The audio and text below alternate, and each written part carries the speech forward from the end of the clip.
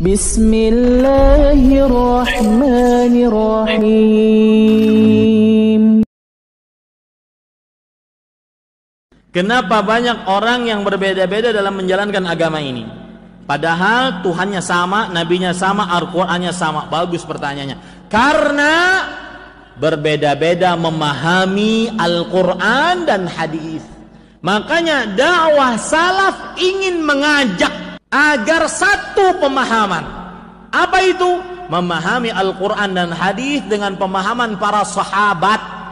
Kenapa para sahabat pemahamannya yang dicontoh? Karena satu, mereka diridhoi oleh Allah.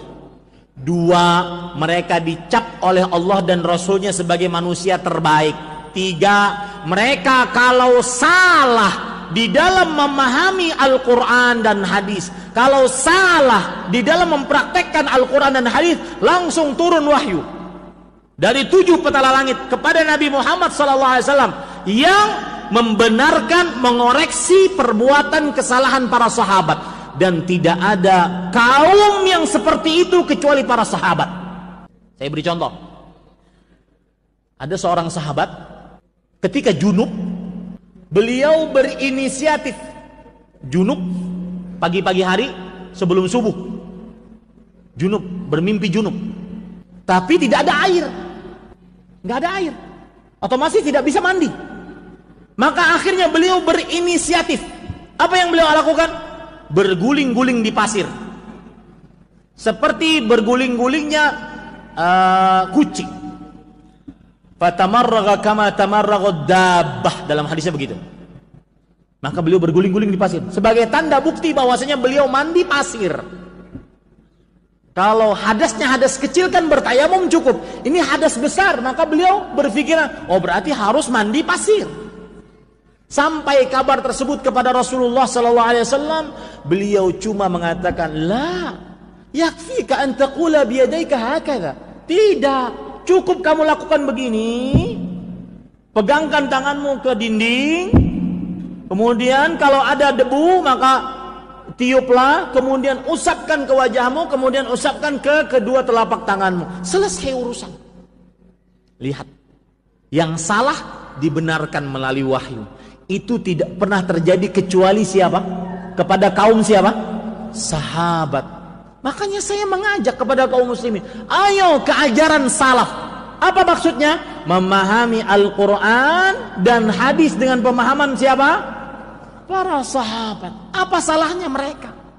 Diridhoi oleh Allah, manusia terbaik kuntum khairu ummah. Kalian wahai para sahabat adalah sebaik-baik umat. Kalau salah dibenarkan dengan wahyu. Yang keempat, orang Arab paling paham tentang bahasa Arab dibandingkan orang kita. Yang kelima, langsung gurunya Rasulullah SAW. Yang keenam, beliaulah pelaku sejarah. Hadis itu turun, ayat itu turun. Mereka tahu, paling paham tentang ayat Al-Quran, hadis Rasulullah SAW. Apa kurangnya? Ustadz, kan ada mazhab Abu Hanifah, Imam Malik, Imam Syafi'i, Imam Ahmad. Kemana ini mazhab? Maka kita katakan, imam-imam itu pun ikut siapa? Para sahabat. Dan saya katakan dengan tegas, tidak mengapa Anda belajar mazhab Syafi'i. Fikih mazhab Syafi'i diantaranya matan, ghayah, wa taqrib. Belajarlah. Belajar fikih di sana. Silakan. Tetapi ketika Anda mengamalkan sebuah amalan, maka harus berdasar dari Al-Quran dan hadis. Belajar fikih tujuannya apa? Karena Pak, di dalam semua madhab itu fikihnya sudah teratur rapi. Dari mulai toharah, kemudian bejana, masalah air, masalah berwudu, mandi, tayamum, mengusap di atas sepatu, mengusap di atas jilbab, terus sampai sholat, puasa, zakat, teratur rapi. Di dalam mazhab begitu. Maka silahkan Anda belajar mazhab.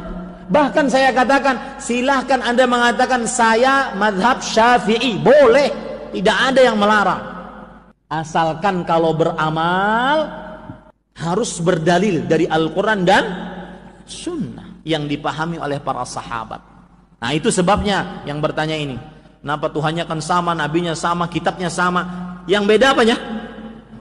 Pemahamannya.